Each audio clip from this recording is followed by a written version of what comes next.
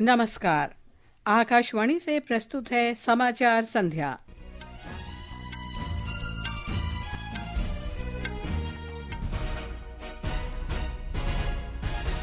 भारत ने अंतर्राष्ट्रीय सीमा पर तुर्की निर्मित करीब 400 ड्रोनों से 36 स्थानों को निशाना बनाने के पाकिस्तान के उकसावेपूर्ण प्रयास को सफलतापूर्वक विफल किया। भारत ने जम्मू कश्मीर के स्कूलों और धार्मिक स्थलों पर गोलाबारी के लिए इस्लामाबाद की आलोचना की। कहा, पाकिस्तान ने ड्रोन से भारत को निशाना बनाते समय नागरिक विमानों का ढाल के रूप में इस्तेमाल किया। केंद्र ने सभी राज्यों से आपातकालीन स्थिति में नागरिक सुरक्षा प्रमुखों को आपातकालीन खरीद का अधिकार देने को कहा। कृषि मंत्री शिवराज सिंह चौहान ने देश में पर्याप्त खाद्य भंडार का आश्वासन दिया। ऑपरेशन सिंदूर के बाद आतंकवाद का मुकाबला करने के लिए भारत को अंतर्राष्ट्रीय समुदाय का मजबूत समर्थन। और भारतीय क्रिकेट कंट्रोल बोर्ड ने आईपीएल क्रिकेट के शेष सत्र को एक सप्ताह के लिए निलंबित किया। समाचार संध्या के साथ मैं लवली निगम।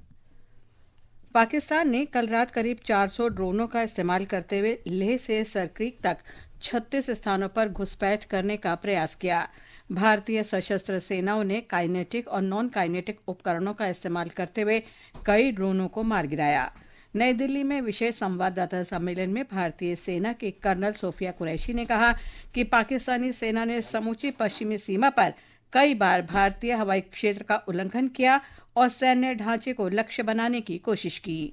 अंतर्राष्ट्रीय सीमा और नियंत्रण रेखा पर लेह से लेकर सरक्रीक तक 36 स्थानों पर 300 से 400 लगभग ड्रोनों का इस्तेमाल घुसपैठ का प्रयास करने के लिए किया गया। भारतीय सशस्त्र बलों ने काइनेटिक व नॉन काइनेटिक साधनों का उपयोग करके इनमें से कई ड्रोन्स को मार गिराया। इतने बड़े पैमाने पर हवाई घुसपैठों का संभावित उद्देश्य वायु रक्षा प्रणालियों का परीक्षण करना और खुफिया जानकारी इकट्ठा करना था।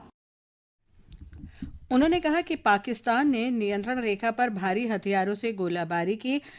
उन्होंने कहा कि बड़े पैमाने पर हवाई घुसपैठ का लक्ष्य वायु रक्षा प्रणाली का परीक्षण और खुफिया जानकारी हासिल करना था। उन्होंने कहा कि ड्रोनों के मलबे की फोरेंसिक जांच की जा रही है और प्रारंभिक खबरों से पता चलता है कि ये तुर्की में बने असगार्ड सोनगा ड्रोन थे। कर्नल सोफिया कुरैशी ने कहा कि पाकिस्तान ने 7 मई की शाम को अकारण ड्रोन और मिसाइल हमले के दौरान अपना सिविल विमानन क्षेत्र खुला रखा। उन्होंने नागरिक विमानों का इस्तेमाल ढाल के रूप में करने के लिए पाकिस्तान की आलोचना की। 7 मई 2025 को रात 8:30 बजे एक असफल अकारण ड्रोन और मिसाइल हमला करने के बावजूद पाकिस्तान ने अपना नागरिक हवाई क्षेत्र बंद नहीं किया। पाकिस्तान अपने नागरिक विमानों को ढाल के रूप में इस्तेमाल कर रहा है, जबकि उसे अच्छी तरह से पता है कि भारत पर उसके हमले से हवाई रक्षा की तीव्र प्रतिक्रिया होगी। यह भारत और पाकिस्तान के बीच अंतर्राष्ट्रीय सीमा के पास उड़ान भरने वाले अंतर्राष्ट्रीय उड़ानों सहित नागरिक विमानों के लिए सुरक्षित नहीं है। विंग कमांडर व्योमिका सिंह ने बताया कि पाकिस्तान के हमले के जवाब में भारतीय सशस्त्र ड्रोन पाकिस्तान में 4 हवाई रक्षा ठिकानों पर दागे गए और इनमें से एक ड्रोन पाकिस्तान के एडी रडार को नष्ट करने में सक्षम रहा। उन्होंने कहा कि पाकिस्तान ने नियंत्रण रेखा पर भारी तोपों और सशस्त्र ड्रोनों का इस्तेमाल करते हुए गोले बरसाए, जिनमें कुछ भारतीय सैनिक हताहत हुए। उन्होंने कहा कि भारत की जवाबी कार्रवाई से पाकिस्तानी सेना को भी भारी क्षति पहुंचाई गई है। विदेश सचिव विक्रम मिस्री ने कहा कि हमलों से इंकार करना पाकिस्तान की दोहरी नीति का उदाहरण है। उन्होंने कहा कि बहावलपुर में जैश-ए-मोहम्मद के मुख्यालय पर हमला वॉल स्ट्रीट जर्नल के पत्रकार डेनियल पर्ल की हत्या का माकूल जवाब है। The Jaish-e-Mohammed was in some way directly or indirectly responsible for the death of Daniel Pearl. The attack on that facility of the Jaish-e-Mohammed in Bahawalpur is, I would imagine, a fitting part of this unfortunate incident. और जानकारी के लिए बात करते हैं हमारे संवाददाता भूपेंद्र से। भूपेंद्र, भारत की जवाबी कार्रवाई को धार्मिक रंग देने के पाकिस्तान के प्रोपेगंडा पर विदेश सचिव ने क्या कुछ कहा? जी लवलीन, पाकिस्तान ने पिछली रात भारत पर ताबड़तोड़ हमले करते हुए 36 जगहों को निशाना बनाया। लगभग 300 से 400 ड्रोन के जरिए भारत के कई नागरिक और सैन्य ठिकानों को निशाना बनाया गया, लेकिन भारतीय सशस्त्र बलों ने इन हमलों को नेस्तनाबूद कर दिया। इसके अलावा पाकिस्तान ने तोपों और सशस्त्र ड्रोन का उपयोग करके नियंत्रण रेखा के पार गोलीबारी भी की, जिसके कारण भारतीय सेना के कुछ जवान हताहत और घायल हुए। इसके जवाब में भारतीय सेना ने भी जवाबी गोलीबारी की, जिससे पाकिस्तानी सेना को बड़ा नुकसान हुआ। लेकिन हमेशा की तरह पाकिस्तान इस बार भी अपनी गलती पर पर्दा डालने की कोशिश करते हुए इन हमलों की आधिकारिक जिम्मेदारी लेने से भाग खड़ा हुआ और उल्टा चोर कोतवाल को डांटे की तर्ज पर पाकिस्तान ने यह झूठा दावा किया कि भारतीय सशस्त्र बल और भारतीय वायुसेना ने ही अमृतसर को निशाना बनाया। ये पाकिस्तान की हताशा का जीता जागता नमूना है। नई दिल्ली ने इस्लामाबाद के इस दावे को भी नकार दिया कि भारत ने ड्रोन हमले के जरिए ननकाना साहिब गुरुद्वारे को निशाना बनाया।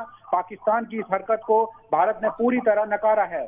पाकिस्तान की ये मंशा है कि सांप्रदायिक रंग देकर भारत में कलह पैदा की जाए।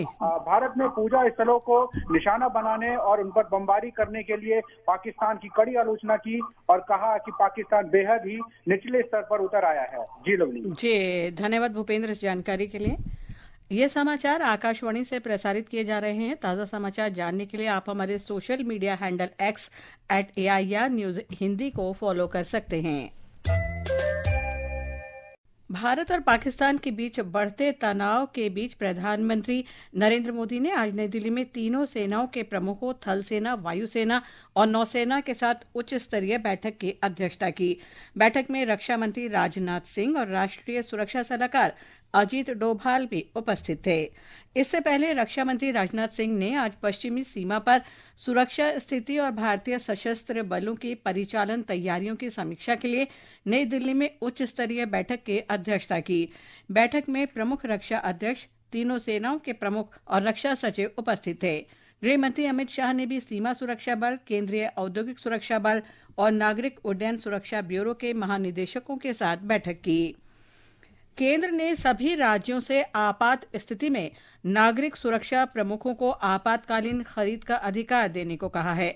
अग्निशमन सेवा, नागरिक सुरक्षा और होमगार्ड के महानिदेशक विवेक श्रीवास्तव ने आज इस संबंध में राज्यों को पत्र लिखा। ब्यौरा हमारे संवाददाता से। अस्पतालों और चिकित्सा संस्थानों को आवश्यक दवाओं, रक्त, ऑक्सीजन और ट्रॉमा केयर किट की पर्याप्त आपूर्ति सुनिश्चित करने को कहा गया है। स्वास्थ्य मंत्री जेपी नड्डा ने आज एक उच्च स्तरीय बैठक की और यह सुनिश्चित करने के निर्देश दिए कि सभी आपातकालीन चिकित्सा प्रणाली 24 घंटे मुस्तैद रहे। केंद्र सरकार के अस्पतालों को राज्य और जिला प्रशासन, सशस्त्र बलों और डॉक्टरों के क्षेत्रीय संघों और निजी क्षेत्र के अस्पतालों के साथ समन्वय स्थापित करने को कहा गया है ताकि इमरजेंसी रिस्पांस नेटवर्क को दुरुस्त रखा जा सके। इस बीच सरकार ने नागरिकों को आश्वस्त किया है कि देश में पर्याप्त मात्रा में खाद्य भंडार हैं। साथ ही सरकार ने जमाखोरों के खिलाफ कड़ी कार्रवाई करने की भी चेतावनी जारी की है। सार्वजनिक क्षेत्र के बैंकों ने भी स्पष्ट किया है कि एटीएम, नकद जमा और निकासी मशीनों और डिजिटल सेवाओं सहित उनकी सभी सेवाएं पूरी तरह से चालू हैं। आनंद कुमार के साथ दिवाकर, आकाशवाणी समाचार, दिल्ली। सरकार ने सभी मीडिया चैनलों, डिजिटल प्लेटफॉर्म और नागरिकों से रक्षा अभियानों और सुरक्षा बलों की आवाजाही की लाइव कवरेज या वास्तविक समय की रिपोर्टिंग न करने को कहा है।